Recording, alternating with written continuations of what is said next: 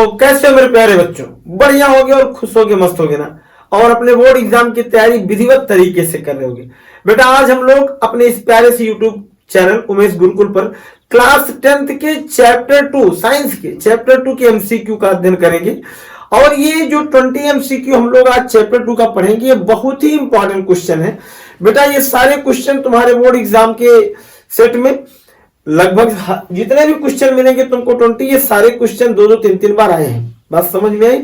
तो इनको एक भी स्किप करने का प्रयास न करना और एकदम मन से पढ़ना और अपनी कॉपी कलम लेकर बैठना, प्रयास करना कि हमसे बढ़िया जल्दी तुम लोग इसको कर ले जाओ, लेकिन 1-2 बार लिखने के बाद, याद करने के बाद। तो इसलिए इनको एक बार देखो, कॉपी करते जाओ या स्क्रीनशॉट ले लिया करो। बात समझ में? और चलो देखो 20 क्वेश्चन तुम्हें मात्र 10 मिनट में सारे रटा के दम लूंगा। देखो तो क्वेश्चन नंबर 1 तुम्हारा क्या है कि प्रबल क्षार है। देखो ध्यान दो बेटा कि क्षार वो होते हैं जो अपने जलीय विलेन में OH- देते हैं और अम्ल जो होते हैं H+ देते हैं। तो इसमें सब में OH है, समस्याएं तो है, लेकिन जो सबसे ज्यादा शीघ्रता से आयनित होता है प्रबल क्षार होता है। तो इसमें सबसे शीघ्रता से आयनित होने वाला कौन है? NaOH। तो ये तुम्हारा क्या हो जाएगा? प्रबल क्षार। बात समझ में आई? आ जाना। दूसरा कह रहा है कि सल्फ्यूरिक एसिड में, सल्फ्यूरिक अम्ल में एसिडिक हाइड्रोजन परमाणुओं की संख्या, यानी अम्लीय हाइड्रोजन परमाणुओं की संख्या। मतलब बेटा ना H2SO4 जो तुम्हारा लिखा है, ध्यान से देखो, इसमें जब तुम आयनाइज्ड करते हो ना तो सबसे पहले ये पूरा पूरा एक ही H निकलता है, फिर दोनों H निकल जाता है। तो यहां वही पूछ रहा है कि आयनाइज होने पर, आयनित होने पर कितने अम्लीय हाइड्रोजन देंगे। तो इसमें जितने हाइड्रोजन परमाणुओं की संख्या उतनी लगा दो लल्लू। तो यहां कितनी है बेटा? 2। समझ में आ रहा है ना?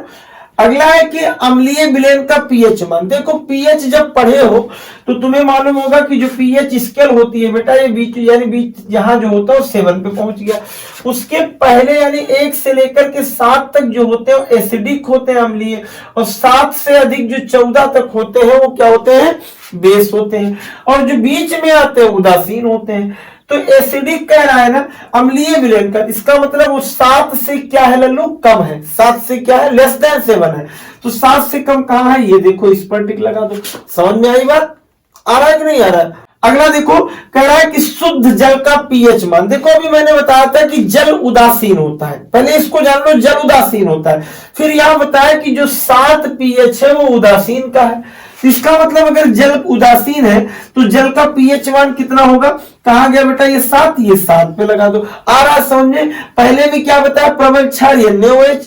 दूसरे में क्या बताया? सल्फ्यूरिक अम्ल में हाइड्रोजन परमाणुओं की संख्या 2। तीसरे में अम्लीय विलेन का पीएच मान 7 से कम। चौथे में शुद्ध जल की पीएच वैल्यू क्या हो जाएगी? 7 हो जाएगी। आगे कह रहा है कि निम्न में अम्लीय लवण क्या है। देखो अम्लीय लवण जो होते हैं वो उनमें आंशिक H होता है, यानी उनके बीच में जैसे कहीं ना कहीं H बचा रहता है, OH नहीं H।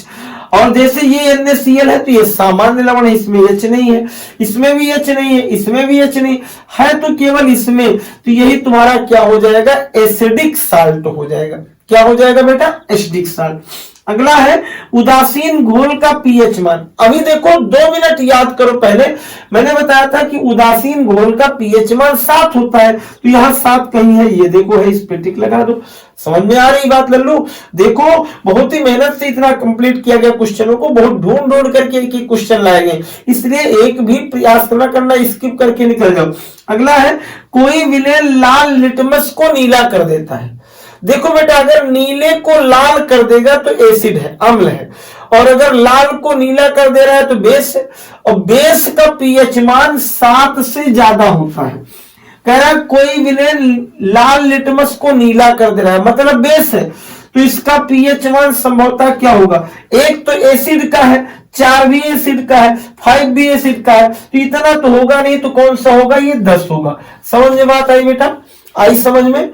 और अंत में धावन सोडा का सूत्र। तो धावन सोडा का मतलब क्या हो गया?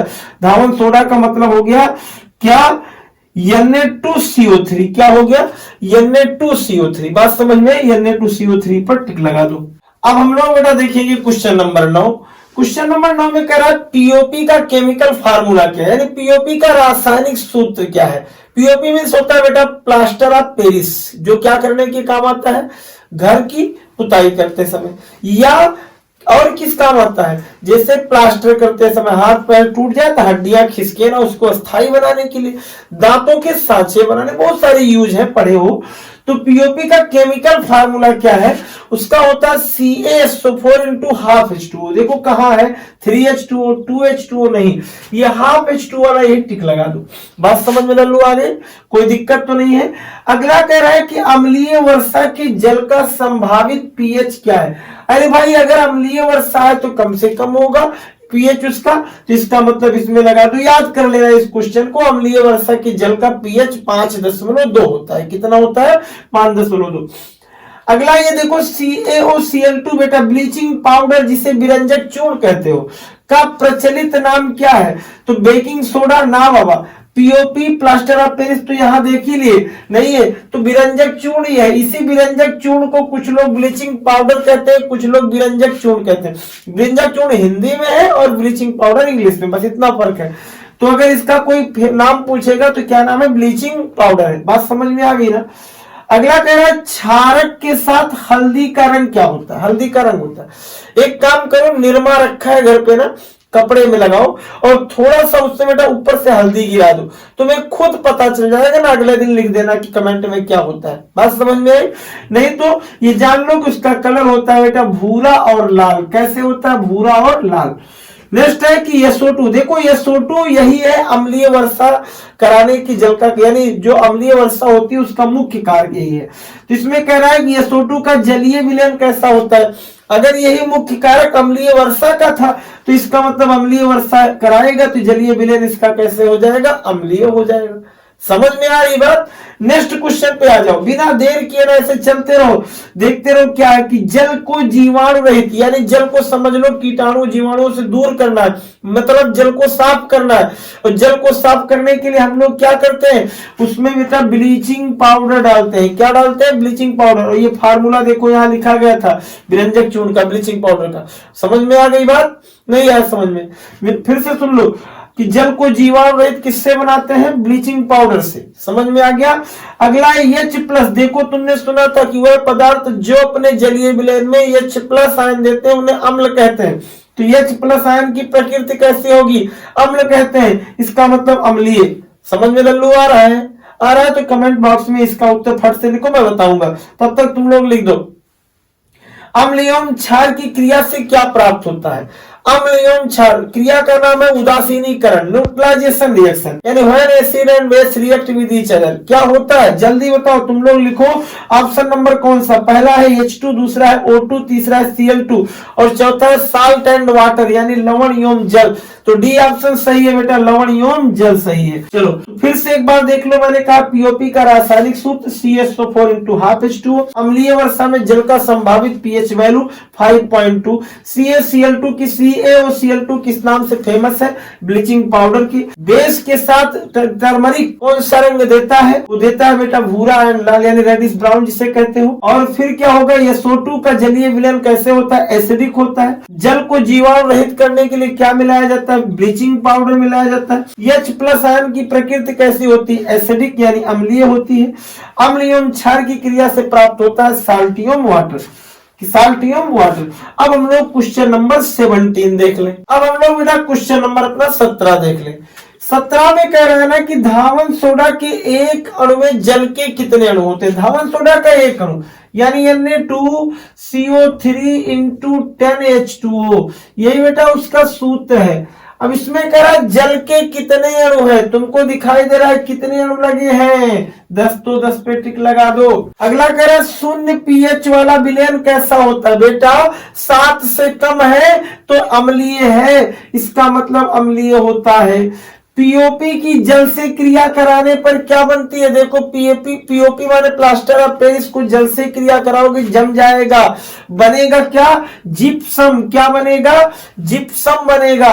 और अब अंतिम में एक क्वेश्चन है, विरंजक चूर्ण पर तनु सल्फ्यूरिक अम्ल की, विरंजक चूर्ण पर तनु सल्फ्यूरिक अम्ल की क्रिया कराने से कौन सी गैस निकलती है, इसका आंसर तुम लोग कमेंट बॉक्स में दो। क्या बताया, विरंजक चूर्ण की तनु सल्फ्यूरिक अम्ल से क्रिया कराने पर कौन सी गैस निकलती है? नंबर 1 है H2, नंबर 2 है अमोनिया, NH3, नंबर 3 है Cl2, नंबर 4 है CO2। यानी A है H2, B है NH3, C है Cl2 और 4 है CO2। कौन सा ऑप्शन सही है? कमेंट बॉक्स में तुम लोग लिखो। समझ में बात आ गई?